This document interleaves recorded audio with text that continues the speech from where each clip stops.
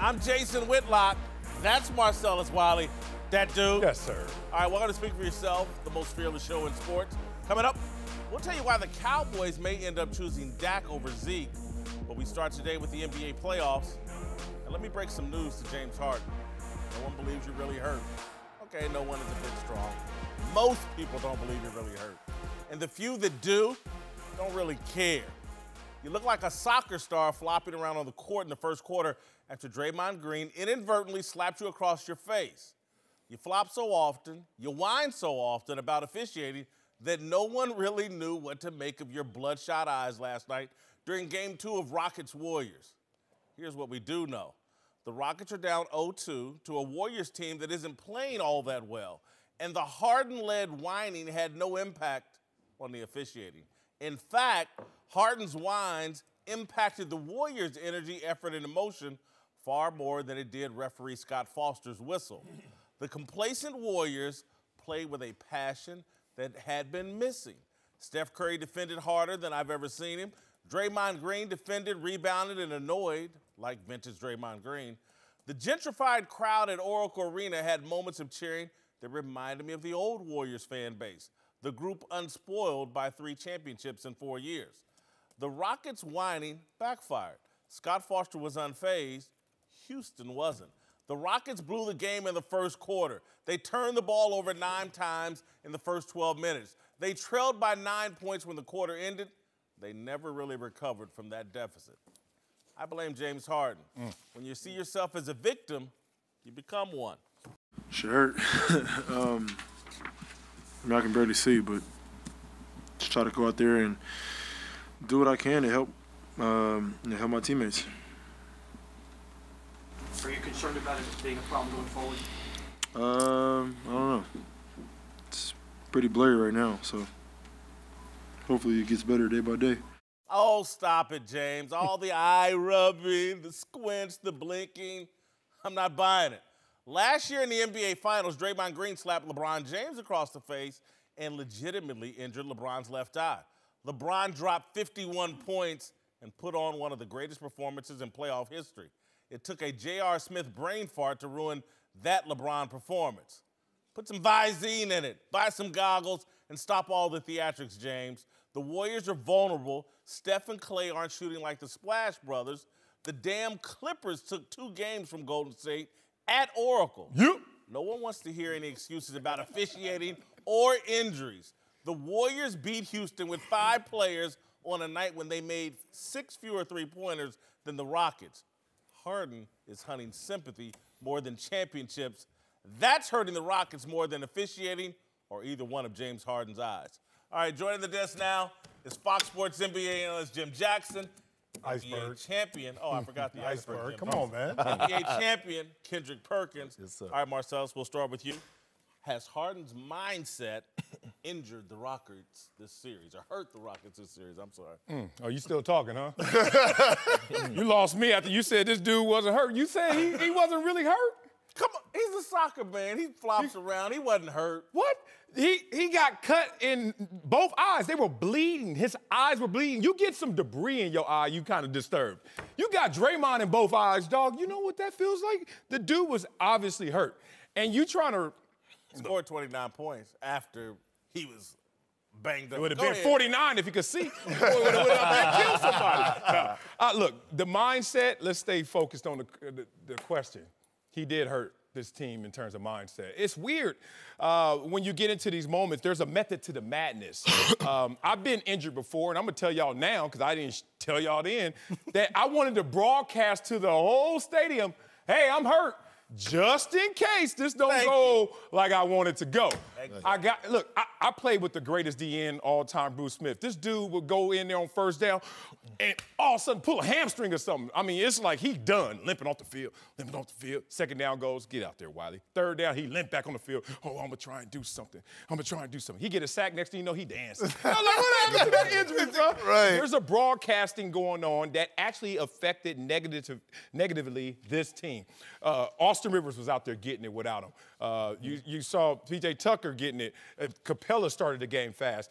And then when he came back, it was ISO and let's watch James again. James was getting his, But Chris Paul didn't get his anymore in the second half especially. So there was a negative effect that came from his presence when he came back. Have you ever had a scratch cornea? No. I have. Neither is James Hold up. James But you don't know Harden that had yet until it's diagnosed. I got scratched in the game and didn't know till afterwards had a scratch cornea. Afterwards. But I was still squinting. Now, I'm not giving an excuse, but it does impair. My biggest issue is James Harden is who he is. The problem is the system in Houston because he's so ball dominant that when you carry that into the playoffs, especially against a coach like Steve Kerr, they're going to make adjustments. So in this usage rate right now, regular season is 39, during the playoffs is 38, okay? So I mean the ball is still in his hands. What Golden State is doing is taking away the drive, okay? They're kind of double teaming. They're taking away Clint Capella's usage rate in regards to the lobs to the rim. So the adjustments were on the Golden State side. I thought Mike D'Antoni and the Houston system, because your point is so reliant on James Harden handling the ball. Yeah. Now, as a coach, I can schematically defend that and maybe bring his effectiveness down a lot. Oh, yeah. Okay, more so than what you can do with Golden State because you have Clay, because you have Steph, because you have you also have KD, and also is playing a lot better, which is Draymond Green. Yeah, he is. Okay, so I was always told, if you're hurt, don't suit up, right? So obviously he got hurt during the course of the game. I ain't heard that. I heard if you injured, don't suit up. But if you hurt, get your butt out there and stop crying. Well, don't complain about it then. Yeah, okay. Okay, so if you go get out there, then that means you're healthy enough to play. Okay, so he got hurt during the course of the game.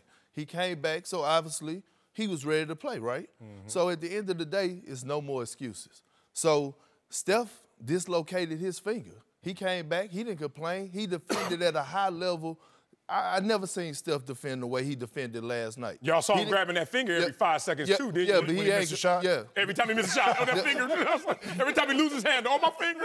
I'm like, come on, y'all. But I think, to piggyback off of Jimmy, I think the whole Houston Rockets organization mindset is hurt. Not just James. You know, I think they want people to feel sorry for them and, Golden State get this treatment and this. No, go out there and play. What happened was Golden State jumped on them like a pack of hyenas last night, and they didn't know how to take it. I mean, they didn't know how to take it. So at the end of the day, no. If you came back out of the locker room, that means you was ready to play. And to me, when I think about mindset, I'm wondering how you could do all that complaining about the officiating and come out of the gate the way they did. That the sloppiness that they had, the turnovers. and the turnover, the 9 turnovers in the first quarter, to come out of the gate, that's where I felt like they lost the mental game. Golden State was energized. Yeah. They were hyped. Steph Curry, that's as hyped as I've seen Steph Curry, particularly on the defensive end, and just the energy and excitement that Golden State had, the fans had. That's where I think all this whining just hasn't served them well, and it's actually served Golden State. And right now, Golden State is not playing well at all. No, not perfect. But you know what they're doing? They're punking Houston. They're beating them to all the 50-50 balls. They had offensive rebounds yesterday. And by the way, KD and Draymond Green are outplaying Clint Capella right now at the 5 position. They're showing Clint Capella how to anchor a defense. Did you see Kevin Durant last night? And by the way, that was all ball when he went block Clint Capella. Yep, that too. So they're punking them. It's nothing else past that. But you know, I would say this. Media always talks about a team's not focused and distracted. And most of the time I roll my eyes. This time I'm actually in agreement. Yeah. Because the days between this game was so preoccupied with the referees and how they would respond that Houston took his eyes off the prize. And we all know that preparation is the separation. So if you're not going to be properly prepared and fully focused on Golden State and you looking for a little of this goodwill from the refs, they came out and they were actually caught up in how the game was going to be different instead of just attacking. And Golden State was like, it seemed like both sides heard from their coaching staffs, don't complain, especially early in the game. Fouls were being committed, guys were just mum's the word. But Golden State came out with an attack-style defense that separated them. Absolutely. I played for Mike D'Antoni for 2 years, year and a half in Phoenix. Love him to death offensively. Love what he does. But in regards to in-game adjustments and strategic ways to win games, especially against a Golden State team, that's where I defer to Steve Kerr. Okay? He has to have Mike D'Antoni, his team focused and ready to play from the beginning of the game. You scratch all that other stuff. That's where I think this series is lost. When you start talking about the strategic manner in which this game needs to be played, I err to the side of Golden State other than Houston, outside of Houston. I think what Kendrick and I believe is Golden State normally kills you with the 3-ball and the shooting, Steph and Clay, and they're actually beating Houston right now with the intangibles. Yes. With attitude and grit. Yeah. They're playing like P.J. Tucker and Trevor Ariza, who's no longer there anymore. They're doing all the little things, and that's where I go back to, if you adopt that, oh, I'm a victim and these refs have been unfair, it undermines the intangibles. Well, Golden State is playing like Houston should be playing. Golden State act like they have something to prove from last year. Right. Yeah. You know, that's how Houston should be playing. Well, wouldn't you want to play like that when they basically called you out and said, we're coming absolutely. early for and sure. we want you because we believe that we can beat you because we did it during the regular season. Absolutely. That's the attitude Golden State got. I'm going to give Harden a pass in this respect because a lot of times we forget how a lot of great players have done the exact same thing. But when Michael Jordan had that flu game, if y'all remember Game 5 of the NBA Finals, oh, Scotty lit me up. Oh, God, I had the flu game. And they won the game and he had 38 points and then we like, yeah.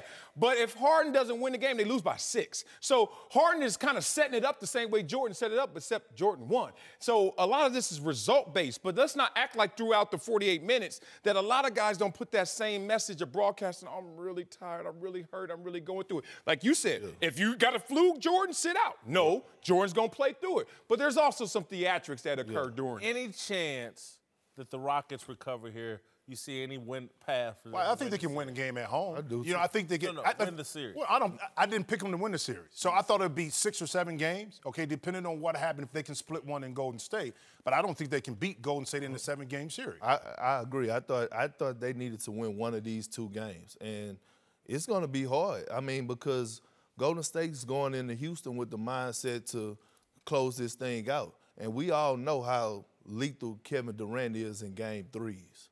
Throughout his career. So it's going to be hard. Obviously, Houston going to have their fan base behind them. But I tell you what, they missed Trevor Ariza. They took him for granted. You know, they in the offseason, they didn't make it a priority to sign Trevor Ariza. And I thought with his championship experience and the rings that he won, they should have brought him back. Because I tell you what, Houston don't come out with the right mindset. In Game 3, they're going to be dead bird, tall grass. Man, I never thought I'd be in this place where I'm correcting 2 NBA players about the damn sport of the NBA. This series ain't over. What y'all always go out there and say in the cliche? Who said it was over? I said Houston can't beat them in 7 games. Yeah, the question is, can they win the series? I said no. No. And guess I what? agree. Yes, they can. One, you got to talk about how the team changes its dynamic and the points it scores at home versus on the road. 117 versus 111. That's 6. What did they lose by last night? 6. Oh, interesting. James Harden goes from a 34-point score to 38. 4. What did they lose game by? 4. So my point is, they're going to be a completely different team when they get home. And when they get home, they're going to have that energy. Marcellus, you know Golden State is better on the road. Oh, I give you all that. Straight I give you all that. They've gotten kind of tired of their own arena. Which team is deeper? Hold on. Houston. You know when that comes into play? Later during the season. But which team? You said Houston is deeper? Oh, yeah. What perspective? Like how? Talent? I mean, no. Golden State is top-heavy better in talent, but you talking about depth? Oh, yes. Houston's not even close, Perk. Come on, What you mean? So who you talking about? Austin Rivers? Oh, don't say that after last night about Austin Rivers. No, don't Austin say that Rivers. I'm saying that's naming one. Austin Rivers played his tail off last night, but go down the list. I'll wait. No. He hit me with the green. He don't want to hear my green. But he's right, though, because here's the thing. If you're relying on Austin Rivers to give you something, you see later in the game he faded out, okay? He can't Chris Paul faded out, too. What you going to say? But you can't do that for 7 to beat Golden State. You got to beat them in 7 games, not 1 or 2. I didn't think they're gonna win the series either. But to say the series is over, I didn't say it was over. I said they can't beat them I said they in 7 games. Y'all saying they're gonna get 1 game. Y'all saying that the Clippers will play Golden State better than Houston Rockets will. Yeah, because they playing with more heart. What we just talked about, they playing with more heart. But I will say this, okay? Houston, we can't put all the pressure on James Harden, all right? Because I put him in the system. Okay, I agree with you on about that. that, I agree because defensively, defensively, they're confused. Defensively, Houston is confused. But at the end of the day, Chris Paul and Capella, who got big money this summer, they have to perform better. I give you that, but they have to perform better. Hey, this is the time when you get paid the big bucks, it's time for you to step your up. best player missed a lot of the first half because of the eye injury. We know he was impaired, whatever you want to say. They still have more bench points, which proves my depth conversation. Free throws, three-pointers on the road. Blind. LeBron was blind with 51. First of all, and LeBron did not have blood coming out of both corneas either. But on the road, the bench players outproduced Golden State, and the three-pointers were hit. When they get back to Houston, I'm telling you, it's on. Hey guys, Jason Whitlock here. Thank you for listening to the Speak for Yourself podcast. If you like what you hear, then you should take a minute to check out the Maybe I'm Crazy podcast hosted by the Herd's very own Joy Taylor. On the Maybe I'm Crazy podcast, you'll tap into a different take on the world of sports. Joy will break down all the biggest stories from the NFL, NBA culture, in and out of sports, and everything in between. So subscribe now for a weekly episode of Maybe I'm Crazy every Tuesday night on your favorite podcast platform. Now back to the show. Joined now by Fox NFL analyst Mark Schlereth. Time now for a big story. Let's move to Dallas, where some people are speculating that Zeke Elliott's days powering the Cowboys offense could actually be numbered. Stephen Jones has been heaping praise on Dallas's newest running back, fourth-rounder Tony Pollard, and Dallas will soon be faced with some tough choices about who to build around going forward, with both Dak and Zeke coming up for new contracts over the next couple of seasons. All right, they seem to be indicating that they can move on from Zeke a lot easier than they can from Dak. And I would just caution everybody not to overreact to Todd Gurley's injury and the way he performed in the playoffs this past season. Running backs have been devalued. Now it seems like they're being devalued even more. I think it would be a bit of a mistake to prioritize Dak over Zeke. Well, I think we're having two conversations, one in the now and one 2 years from now when this decision has to be made. But once again, Stephen Jones is keeping perspective, and he's keeping the position and the value of the position in mind. I'm with Stephen Jones. I'm with whatever we're starting to feel of the choice of quarterback over running back, no matter how great the running back is. That's just how the game's played. As you said, the running back's devalued. But don't take me on my own words. Let's just look at last year in the top 10 rushers in the NFL. You know how many of those guys even made the playoffs of the top 10? Only 3. Then you can say, oh, that was just an anomaly 1 year. No, let's look all time. NFL all-time rushing leaders, the top 10, how many of those guys actually turned those yardage and performances and touchdowns into championships? Less than half. 4 of the top 10 rushers forever all time. My point is, if you just study the game, and from even being on the field, it's just easier. I'm not saying easier to find a stud at running back than it is to find a stud at quarterback. When you got somebody who looks like they could play the part at quarterback, you got to marry him. This to me is pretty simple. It's never easy. It is simple type of thing. and the reason it's simple is because you're talking about long money over short money. Paying a running back is short money. The shelf life is proven to be short. The guys get beat up. They don't last very long. And I think today's game, the way they protect the quarterback, the way they create every rule for the quarterback to be successful, the long money is at quarterback. And I will tell you this, it's always better, always in this league, to be proactive when it comes to paying guys. If you find and target a guy that you think can be that, then you have to be proactive in targeting that guy. And I will say this, the quarterback position now, where you used to walk in and start hitting your prime at about 27, you're in your 30s before you start hitting your prime. Yes. So the length of that deal for a quarterback, we see Roethlisberger just re-signed. Rivers is going to re-sign. He's 37, right? We see Aaron Breeze. Rodgers. We see Breeze playing into his 40s. We see Great names, all these Right. guys you're rattling off. Yeah. I haven't heard you say Dak yet, but go ahead. Well, Dak, but my point is Dak hasn't even hit his prime yet. He hasn't hit his does quarterback hit in it. prime. What's it going to look like is the question. Is it going to look like anything like those quarterbacks you just rattled off? And again, I don't want to beat up Dak, but I thought we had all agreed upon Dak. You can't spell Dak without Zeke. You know, there's Right. nothing. If you don't add a Zeke to Dak, what do you really have? Yeah, but we saw that before, rookie year. I mean, it was their first year together, so it's a tough example. But that was a one-and-done season in the postseason. Like, you got great Zeke, and you got good Dak, and you got one-and-done in the playoffs. So you got to start making – Not Zeke's fault. But No, go ahead. but last year, okay, I hate to do this. Now I'm going to sound like I'm beating up on Zeke. Y'all saw that Rams game, anybody? Ezekiel Elliott, 47 yards. Stud. Like, just think about it. I could get a 6-rounder to go out there and just give me a cloud of dust at 47 yards. And they didn't lose that game because of Dak. Dak played well enough for them to win that game. So it's a tough decision. We're splitting hairs.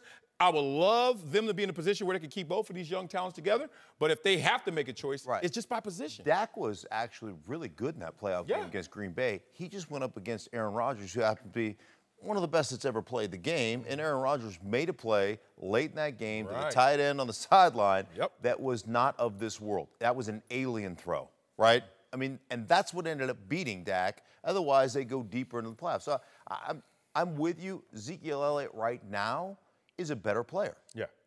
But if you're projecting, which you have to do, who's got the better ceiling based on health, based on age, based on the position you play and the longevity of that position? If you're a franchise, you're saying, if I'm going to invest, I'm investing in the quarterback. I know I'm thinking of a really old school brand of football in an era that's long gone by, but again, I saw the Cowboys make this decision previously, 20-some-odd years ago.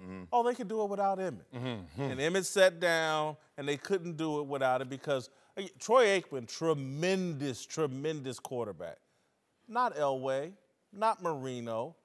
He needed Emmitt Smith. Dak Prescott isn't even Troy Aikman because Troy Aikman is very accurate with the ball.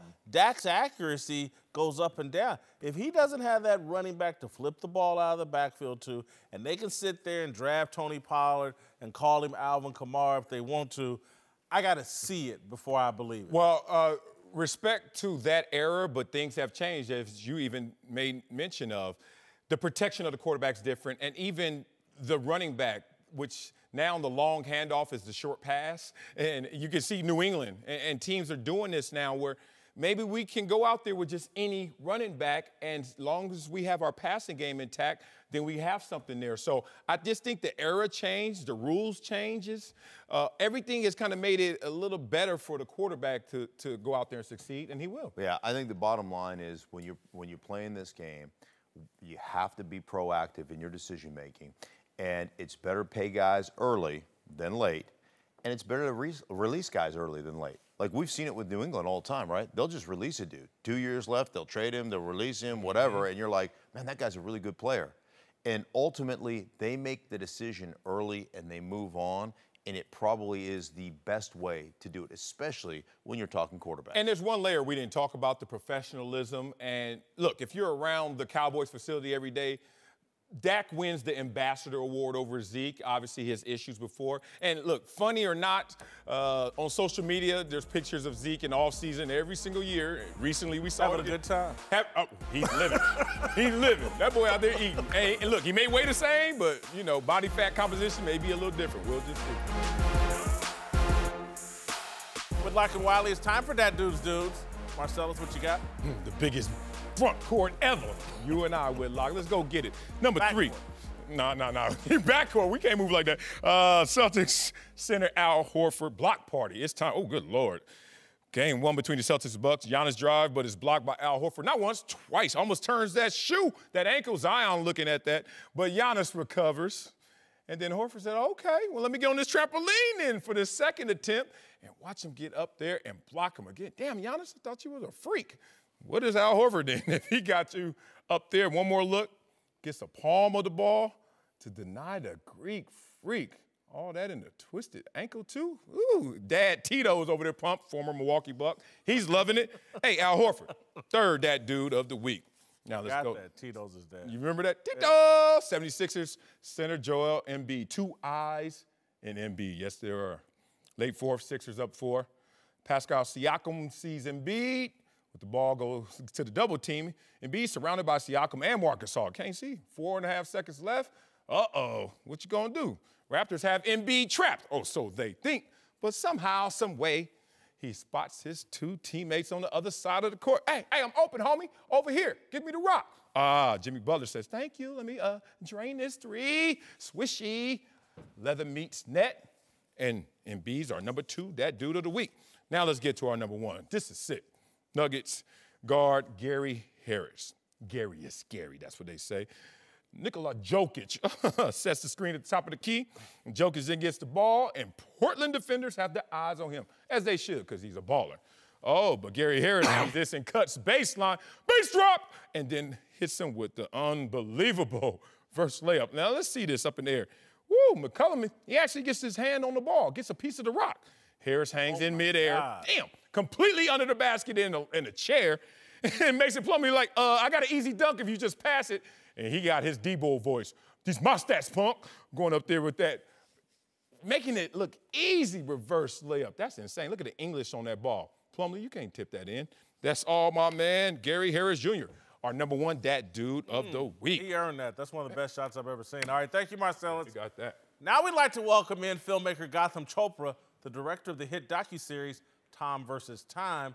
His latest series, Stephen vs. the Game, premieres tomorrow on Facebook Watch. Let's take a look.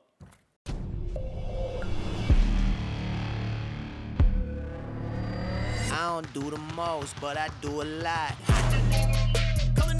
I was always the smallest kid growing up. Stephen was always the guy who nobody even expected to be the best. He wants to win at all costs. I shoot the shot. There's no slacking. Never in a million years imagined this to be a possibility. Curry sets, fires, Let's do it. All right, we'll get dressed so we can have some fun. I'm excited for this. Yeah. I'm really fascinated by Steph Curry, his entire family. How much access did you get with Steph? And does he have a message he wants to try to convey with this docuseries? Yeah, well, I mean, I'd say the access now versus the access a year ago when we first started is, I mean, it's a function of time, right? Like, it's not just Steph, it's Aisha, his wife, getting more comfortable. It's his parents who are very much a part of his life, getting more comfortable. But yeah, I mean, and also, to answer your second question, I'm partners with Steph on this. This is a collaboration, right? Like, this is what story do you want to tell? Yeah. And I think if you talk to Steph about, like, why he's even doing this, it's because he realizes he has this platform, you know, specifically in this case with Facebook and Instagram. He's got 25 million people follow him. He has a message, like, he has a mission. He wants to inspire. I mean, he is now Goliath, I guess, but he was David versus Goliath. He was the guy who was not meant to accomplish this, and he has through his relentless, like, hard work, and I think that's, like, the story, and he wants to inspire others. Now, let me give you a full intro. Fun fact, Whitlock, for everybody out there, we went to Columbia together. Columbia, you know 97. So my documentary's coming. You got to know. He's going to look out for his voice. I mean, it's only best of the best. So, you know. It's going to be short as hell if you do mine. But you talked about his family. We see his family, it seems like, at every single game. And when we're talking about that access, like, what role does his family play intimately with Steph? I mean, they're ever present, right? So there's the immediate family, Aisha, the kids. I mean, obviously very close, but, you know, both Sonia and Dell, his parents, have been such a huge part and such an influence on his journey. And then his Sidel, his sister, his brother. I mean, it's a family affair, full on. And then, you know, the family spreads, the in-laws are there, the in-laws are there. So, yeah, I think, you know, there's the old adage of, like, you're so devoted to your craft that it has consequences on your family. Yeah. Steph's the opposite of that. Like, his foundation, his relationships with his family, I think really fuels his success. And so it's really important for him to have all of that secure. Is that the message he's trying to push out about his family and their level of support and being all in with his family? Because that's what fascinates me about him. I think he can carry that message better than anyone. and his faith as well. I'm wondering, does that? Yeah, look, I think that is part of it. It's interesting. One of the episodes, and I can't remember which one, third or the fourth episode, I remember asking about this question of being a role model, and he's like, hey, I'm just me. This is who I am. Family, faith is such a big part of my life, authentically, and yes, that he's very aware that that's an inspiration, but he's sort of uncomfortable in that same way of like, oh, I don't think of myself as a role model. I think of myself as doing what I do, knowing that that inspires others is great. And yes, I want to show that to the world. Oh, well, big summer coming up. Obviously, KD has a big decision to make. I want the real rooting interest of Steph. Would he embrace? Is he rooting for KD to stay, keep this together, or is he rooting for him to go so I could get all my shine? Look, I mean, I don't think there's any lack of shine, you know, and I think, look, Steph sacrificing to bring KD in, I think that same kind of theme exists today. Look at, I mean, why wouldn't it? The success that they've had together. Steph is very knowledgeable, the history of the game, you know, in terms of what these guys can accomplish together. So I think, I think he wants his teammate and his friend to stay.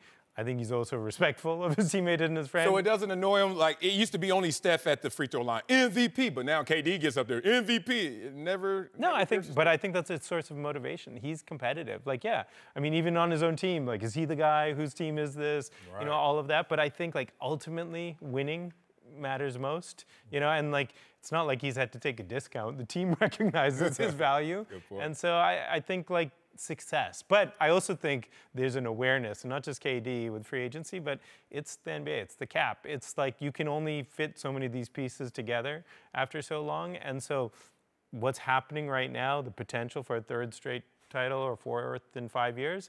Those guys are on it. I mean, I don't think they're thinking too much about free agency right now. Gotham, you got to spend a lot of time with Tom Brady, Kobe Bryant, now Stephen Curry. Any similarities Steph, Tom Brady, Kobe all share? Yeah.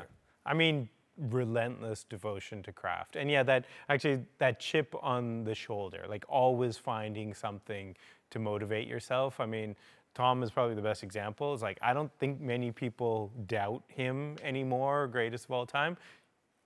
It's not he doesn't doubt himself, but he always finds that next thing to sort of motivate him. And I think with Steph, again, another guy who's you're like, man, you've accomplished a lot. Greatest shooter of all time? Yeah, I'd probably call that best, you know, generational talent, dynasty right now, defining team of the era. Yeah, and yet finding something. I mean, if KD does leave, I guarantee you that will become motivation for Steph next year.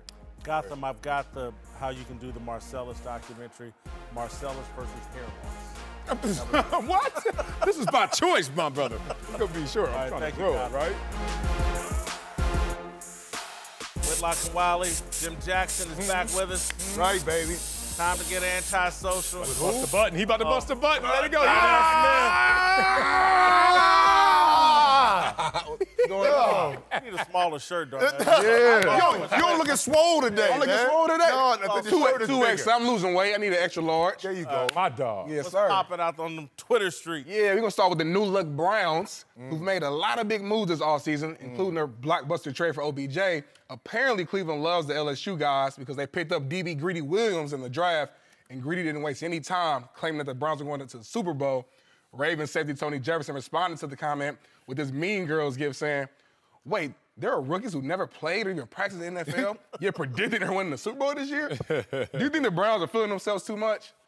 Yeah, and is Greedy his real name? Man, I hope really not. name him Greedy? I hope Mama didn't go that far. I hope Mama didn't do that to that You know, boy. we done heard some crazier names. Oh, man. Oh, yeah. Come on. My sister named Latashika, so that's in the family. I ain't got to look far to figure out what an apostrophe. How you spell that? I get in 2 capital letters. So ghetto. Everybody's undefeated in the offseason. That's what's so funny about this. This is some high school pep rally stuff. Senior year, no lie. We gonna win city, y'all. Everybody like, yeah, go St. Monica's. We didn't win one game. We were 0-10. And they gave us a win retroactive because some dude was ineligible. My point is, ain't nobody listening to you, dog. Stop playing. And for me, do they know they're in division with the Steelers? So that's all I'm gonna say. Ooh. They ain't going there. But you know what? That's outrageous. But that ain't the craziest thing I heard all week. You know, we were at dinner last week. Yeah. Okay. My man Darnell said he could hoop. So I put a tracker on his phone, and I went to go watch him work out. He go to film right here. He's working out. That man, he couldn't make a shot. I said, D, I thought you could hoop. You gonna do me like I'm that, I'm like, what's up? Oh, that's You got the goggles, 95. I said, dang, D, can you hoop? Big swole. Is that a 2X? That ain't a 2X. Boy, you look a mess out there. You said you get hoop, so I wanted to see it. Let's set it up one-on-one. Now you know you in his feelings. He in his feelings. You're Jimmy Jackson. One-on-one. Jim said he ain't hooped since he retired. Yeah, 12 years. And he don't need to beat you. 12 more and still win. Yeah. All right, moving on to Whitlock's guy, Christian McCaffrey. Looks like he's been working out with our guy, James Harrison. The Panthers posted this picture of McCaffrey, damn near looking like Captain America. His arms are almost as big as mine. But as you can see, there's a huge difference between when he first came to the league 3 years ago and now. Do you think McCaffrey's new bulked-up physique will make a difference? First of all, this ain't Whitlock's guy. This is my man crush. You ain't stealing my McCaffrey because you did a Whitlock on him. Hell no, I love this dude since college. When you have questions of your durability, your sleight of frame, everybody was saying, could he be a 3-down back? That's what you do. And he been putting in work since he's been in the league. So all natural, all good, and that boy's a beast. Yeah, I think he had an amazing year last year. Yes. And I think he wants to double down. He wants to prove that wasn't a fluke. Yeah, I like it too, just because of the durability perspective and the position he plays, the hits that he takes. I think he has to figure out a way to ensure that he can play close to 16 games or all of 16 games, including the preseason, which is limited. But building up now doesn't hurt him because he's young enough to absorb the new weight. I remember when I covered Pac-12 championship game, all the USC dudes that I knew on the field was like, can he play for real? No, he can play for real, for real. Right. Like, he next level, dog. Don't let that paint job fool you. When the boys tell you that. Huge Game of Thrones fan. He thought last week's episode was the greatest ever. I had to slap him around. I saw that tweet you sent him back, too. Like, what? All right, y'all, we got some good memes last night. Time to take a look at the meme of the day. Moving to the hardwood, where the Warriors are taking a 2-0 lead on the Rockets, and there's been a lot of complaints about the officiating, but the big story in the Twitterverse this morning was the courtside security guard giving KD the death glare. The internet had way too much fun with this, and of course it quickly became a viral meme. Some of my favorites are the guy assuming that the guard is a Rockets or a Thunder fan, and then someone wanted her to get ejected for taunting. But to me, she reminds me of another popular meme, my guy Samuel L. Jackson from Black Snake Moan. What? Black over Snake there. Moan? It was viral. Are we going there? There we go. Oh, there we go. And the tanky? So which meme from last night, guys, is your favorite? Oh, man. I just want to know what is going on. Why? Just her. Because that's in violation. My rules are to look forward and bring anybody over here. You press me, I'm on your head. Who in the hell is this coming from the back? She ain't ready for that, so she don't know what to do. She's stuck. You know what she was saying? She's stuck. She was saying, JD, if you don't quit playing with these boys and get this serious, that's how she looking at it. Quit playing with these boys right now. Yeah, what? I done put 10 on this game. You better witness messing around. She like got her back to the wall. Imagine you had your back to a wall and somebody came from behind you. You be like, where'd they come from? You know what she's saying? Boy, you know you playing with my money right now. You messing with my money right now. I need to cover this spread. What? Exactly. And the spread got covered at the end by his 2 free throws. It was 5.5. It worked. They won by 6. That look worked. That worked. Look. If you don't brush your hair, KD, your mama done told you better come out the house like that. Oh, man. A couple has been making headlines recently. Russell Wilson and Sierra will announce their formation of Why Not You Productions, a company that will focus on creating film, television, and digital content projects, both scripted and unscripted, that will include inspiring and inspiring narratives and human interest stories. Looks like Russ and Sierra are trying to take over the entertainment world, but are they becoming the world's next power couple? Yes. Yeah, quick yes. They are definitely headed that direction. I think it's a calculated move. I like it. Again, I go back to their contract negotiations where she played the bad guy and it worked for Russ. Had my money on tax day. Yeah. I'm up out of here. Yeah, man. He had his money. And it's like a brand that's wholesome, but it's Modern Family because, you know, Russ taking care of little man that's Future. So that's Modern Family, and you could brand that forever. And you creating the content, that's money. Behind every great man is a great woman. And she's powerful enough and I love it, man. Because now he's breaking out of his shell a little bit more. He was like the choir boy looking a little bit. Now he's getting cornrows and doing stuff. He got CeCe over there. He like, Sienna! What? This beat What? is They did the whole, and they were dancing and everything. What? Giving him some credit a little bit. Dancing. Oh, hey, is J&B Beyonce looking at this like competition? No, they it's levels. This ain't nothing. It's levels to this? It's levels to this. Okay.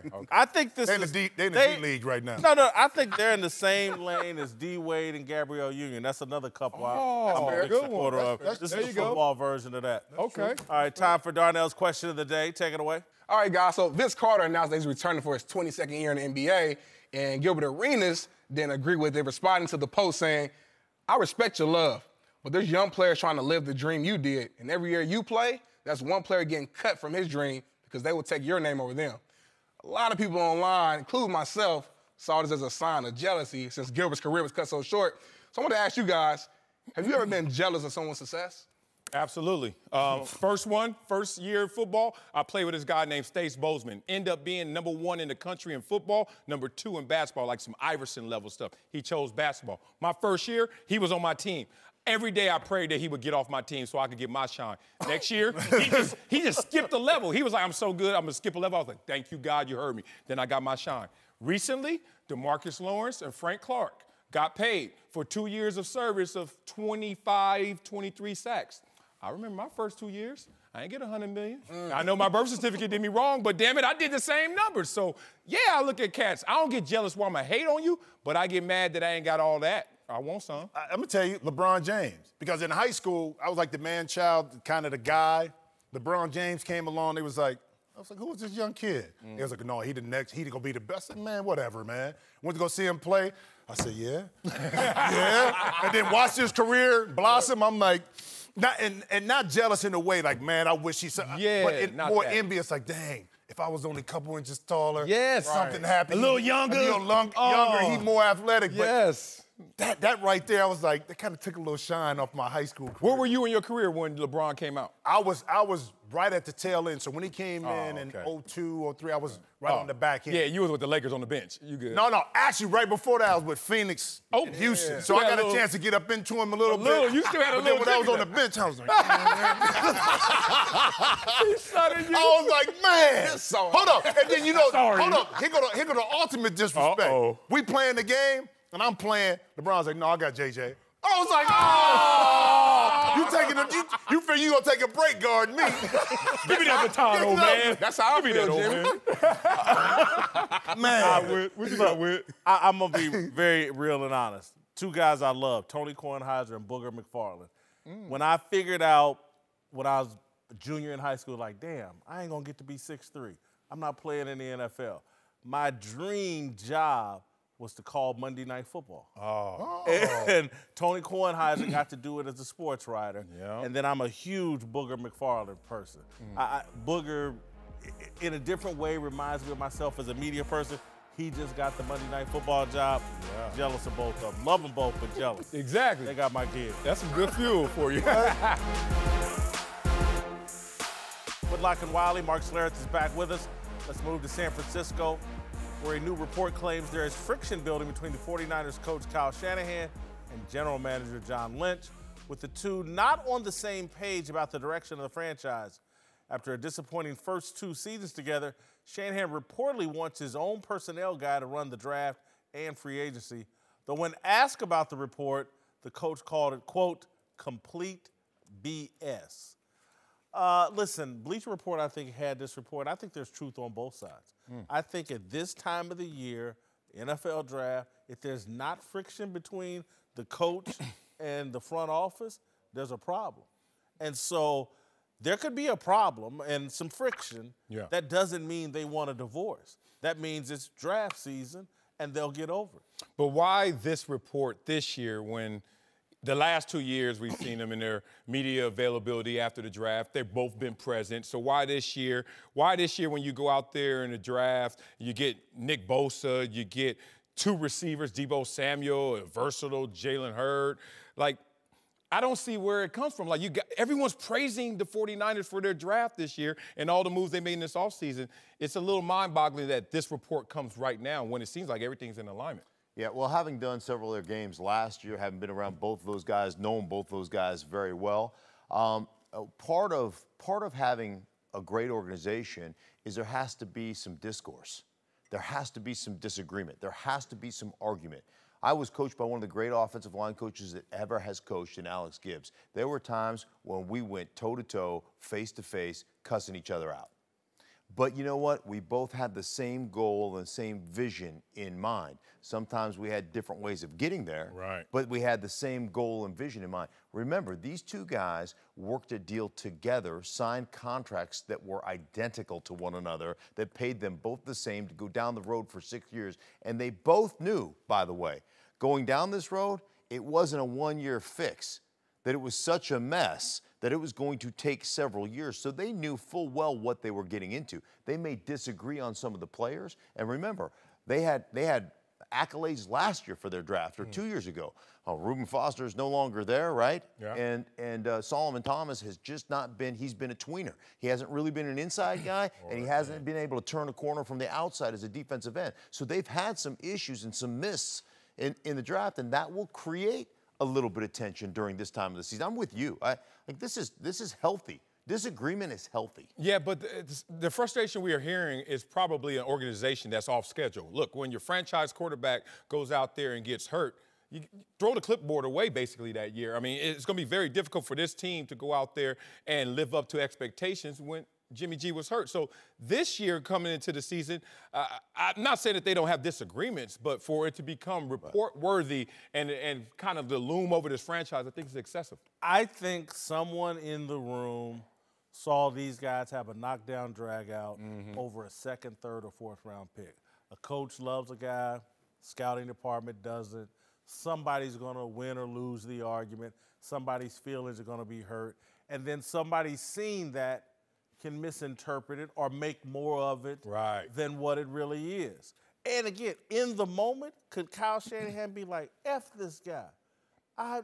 He wouldn't have had this job without me. We did this, and you feel betrayed. I saw Dick Vermeil and Carl Peterson. Carl Peterson used to be the general manager of the Chiefs. They got crossways over Larry Johnson, running back out of Penn State.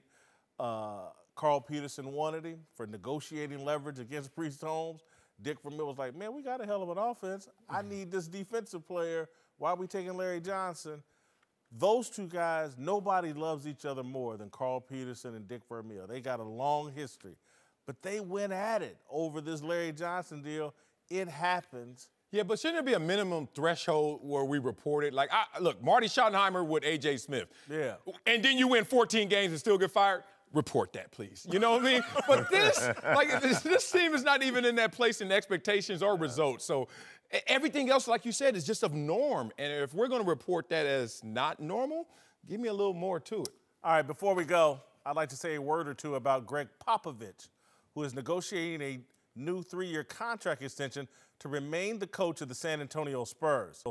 Pop, despite his virtue signaling and woke rambling and his condescending sideline interviews, is one of my favorite people in all of sports. He cares about the game. He cares about winning. He cares about doing things the right way. When Popovich retires, it will symbolize the end of coaching in the NBA and the full takeover of AAU culture. The player-friendly league will officially become the player-run league. Some of you watching might see that as a good thing. I won't. Beyond competition, the essence of sports is an adult passing wisdom to a child, a mentor training a mentee to compete at the highest level. For me, Greg Popovich is Master Po from the 1970s TV show Kung Fu. Master Po trained actor David Carradine's character, Kwai Chang Caine, in martial arts and spirituality. Kwai Chang Caine used the training to right wrongs and injustice. Master Po was Chinese and represented a culture that revered the wisdom of the old. In America, we don't revere the old. We don't revere our elderly. We take them for granted and view their logic as outdated. We mock 70-year-olds like Pop by shouting, "Get off my lawn," or "I'm moving to Toronto." It's sad when it comes to winning. Greg Popovich is the greatest resource in the NBA. He's as essential as LeBron James, Kevin Durant, and James Harden. With Duncan, Ginobili, and Parker gone, and Kawhi Leonard forcing his way out of town, it appears now no one wants to play for Pop. When we speculate about the top destinations for free agents, no one mentions San Antonio. This is crazy. It's the modern-day NBA, where coaching is reviled more than revered. I love to watch basketball, but I'm leery of its culture. Seasoned masculine leadership is not properly valued. Popovich is basketball's Bill Belichick. The Patriots head coach is just as much of a curmudgeon as Popovich, but talented, smart players still want to play for Belichick and are willing to submit to his old-school ways. Football, although reluctantly now, still values what an old-school man has to offer. Basketball doesn't. The young grasshoppers don't know what they're missing. All right, welcome back. Whitlock and Wiley, Jim Jackson, Kendrick Perkins are back. Let's move to the Lakers, whose regular season was a huge disappointment, but it could pale in comparison to their offseason. Reportedly, agents and GMs around the league called Kurt Rambis's wife, Linda, the shadow owner of the team, saying that Jeannie Buss doesn't make any decision without Linda's input. There was already plenty of disarray in the front office after Magic's abrupt departure, and it's hard to see how this news will help them land a big free agent this summer. Some of this, to me, is unfair.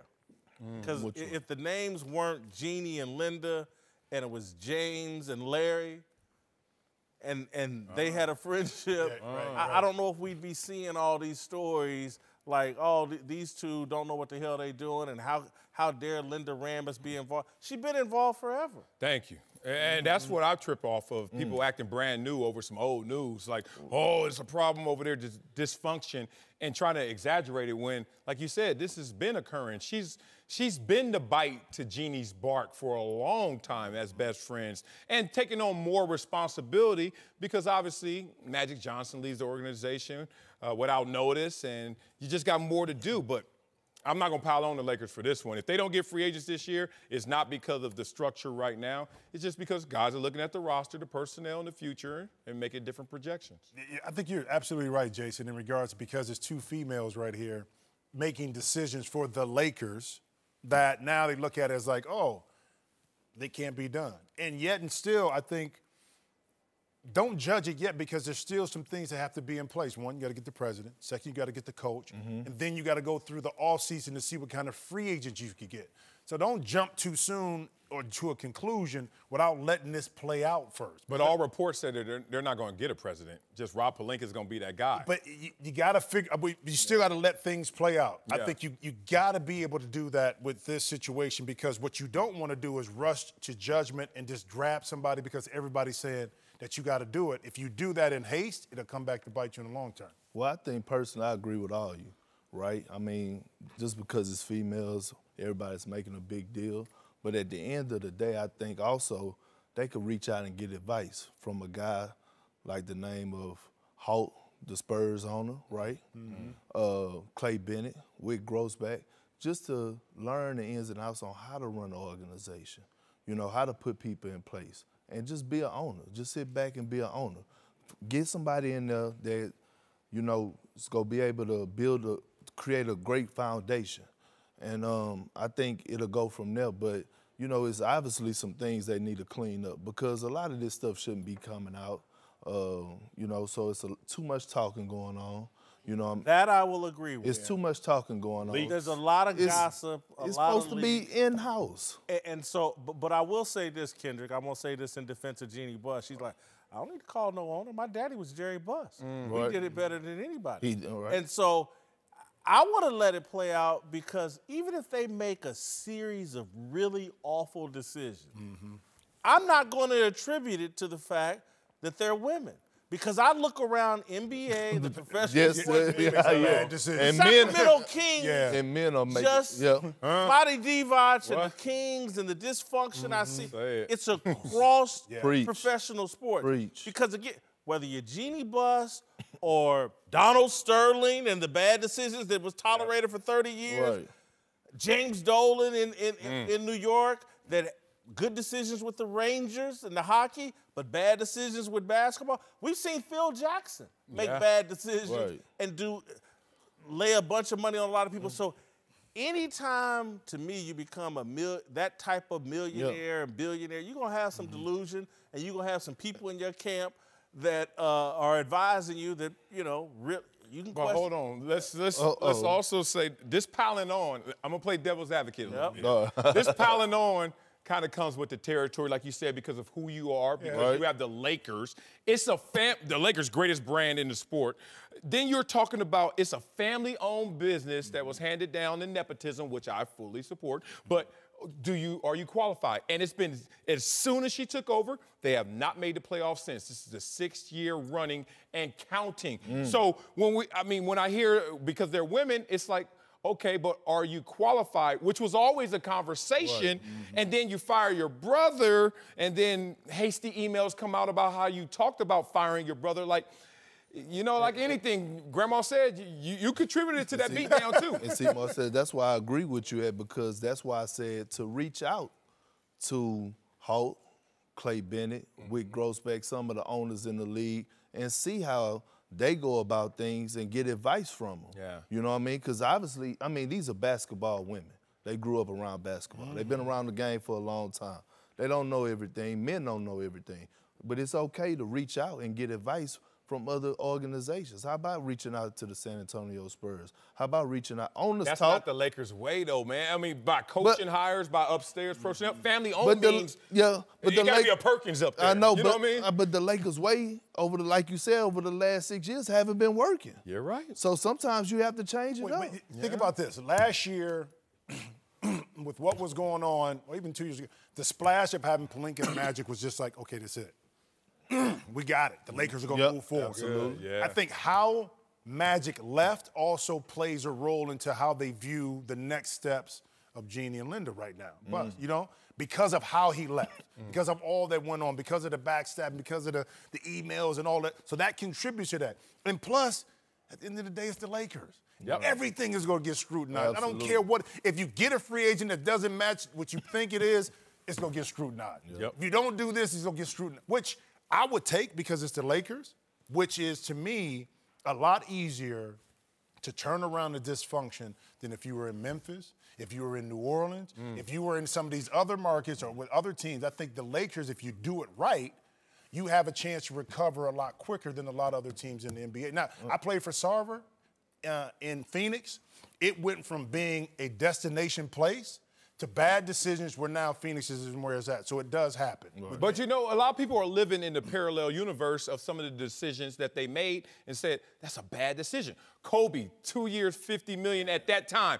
Hey, chill out, y'all. Okay, Dwight Howard, y'all clowned him when he was here, but when he left, billboards all around LA. Stay Dwight, stay Dwight. Which way is up with them? Now, this young core, Golden State style. You got it. You planted these seeds. You drafted well. You got talent. Put LeBron there. Some people are saying stick with the young core and just ride it out, but they went to LeBron. So people are living in a different universe saying you made bad decisions. In part, that's why you're in this bad place. I think, and I want to be careful how I say this, but I'm concerned about Jeannie Buss and Linda Rambis being in this all-male environment and insecurity driving some of the decision-makings. Oh, people are saying this is going bad because we don't know what we're doing. And so their decisions are being made out of insecurity rather than confidence, because it takes a supreme amount of confidence and to be able to tell everybody, you know, screw you. Yeah, right. Yeah. And so to me, it's just like when they hired Magic, I just didn't think that was a supremely confident decision. You got to have the coldness to say, hey, Magic's done quit some jobs. Magic ain't all in on really anything but Magic. Magic's not the play. And then you got to have the supreme confidence to do what Marcellus, an outside auditor, is saying. You're the outside auditor to keep saying, look, hey, man, y'all keep trying to do it the family way. That model may be dead. Right. And Jeannie Buss may have to be the person to say, we got to go outside the Lakers family to do it different this time and screw what everybody says. Right.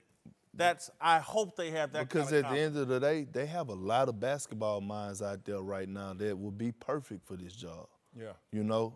out there qualified. Yes, that's qualified. That could come in and really turn this franchise around and just let Jenny be an owner and enjoy what she put together. I think they should have went down to Miami and offered Pat Riley 10 to 15% of the franchise to come home and run. Man, you can't buy happiness. I stay right there, docked up with that the way I am. No state tax. No state tax.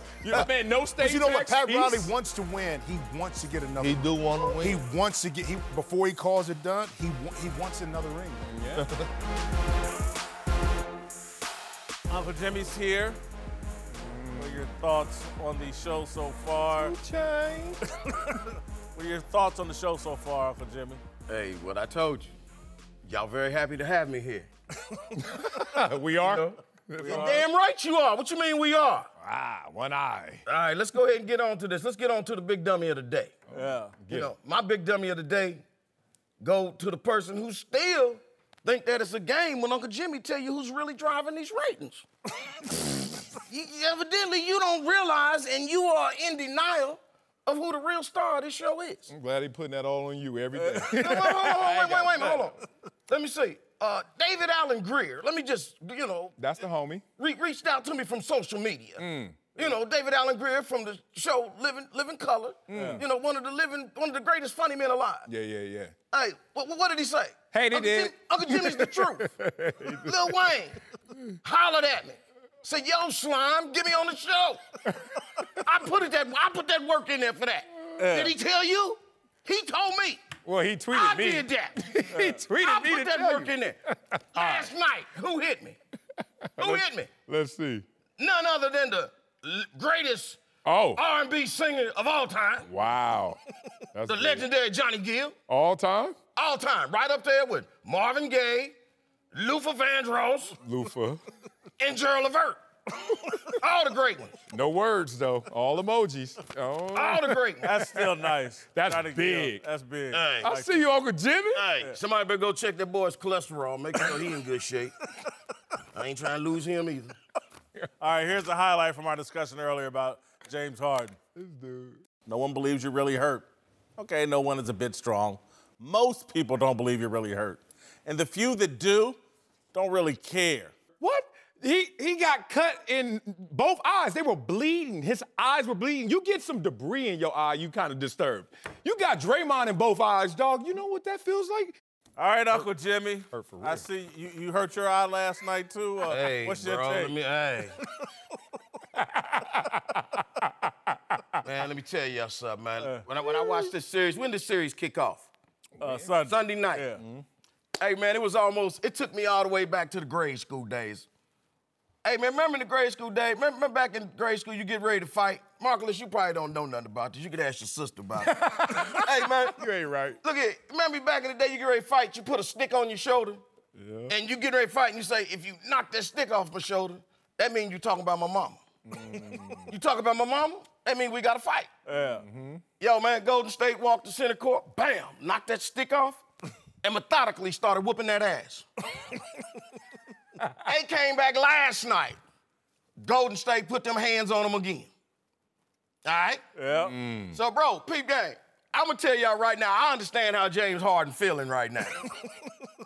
See, Uncle Jimmy was never much of a fighter either. You understand what I'm saying? Exactly. And like you, nephew, I was never much of a runner either. You know, Uncle Jimmy had to turn to jokes to get him out of trouble. Oh. Yes. You understand what I'm saying? Them jokes get you out of trouble. Heck yeah. Word. You know, I remember a time dude was getting ready. Hey, dude go to try to come up with me. Talking about, hey, come on, but we getting ready to go heads up. I looked at him. I started quoting the Bible to him. I said, hey, the Lord say, he who go to bed with an itchy booty will wake up with a smelly finger. He started laughing. Bam, I was gone. What testament? The Book of James. Book of James. Book of James. Hey, where you think I got the phrase from? I can't make that up. Hey, man, I remember one time, man, group of them came out, jumped me out of nowhere. Ah! That's when I had to think quick. I said, saw poops and giggles till somebody giggle and poop. I didn't come up with that. I giggled too quick. I pooped. Wasn't funny. Let's get the hell out of there. Hey, man, it's like one of my daddies told me. What are your days? He said, hey, boy, a good run beat a bad stand any day. James Harden, I know you're a little nervous right now. You got bubble guts. You know you got to go to school Monday. You know Kevin Durant and them boys is waiting to whoop your ass when you come back. Hey, man, come up with an excuse. You can't talk about your eye because your ass drove home. Here, say you broke your arm or something. Come up with some kind of excuse. All right, let me get to my approval rating. Hey. I've dropped him 5 Please points. be real. 2 in job performance, 1 in all-time greatness. Yeah. 1 in authenticity and man. character. He's down to a 71. Still an all-star. I had to drop him a lot, man. 7 fewer points per game in the postseason than in the regular season. Our MVP this year. Same reasons you give in the whining, the broadcast. Well, I'm so glad you're on the show, Mark. But, dude, I got beat up by Brian Bimbo, 8th grade, broke my nose in front of my girlfriend. I missed 2 weeks of school because I didn't want to go to school that Monday. I feel your right, I feel your pain. All right, boy. then. He whooped me Gotta up. learn how to crack jokes. Man. Hey, help you every time. What Richard Pryor say?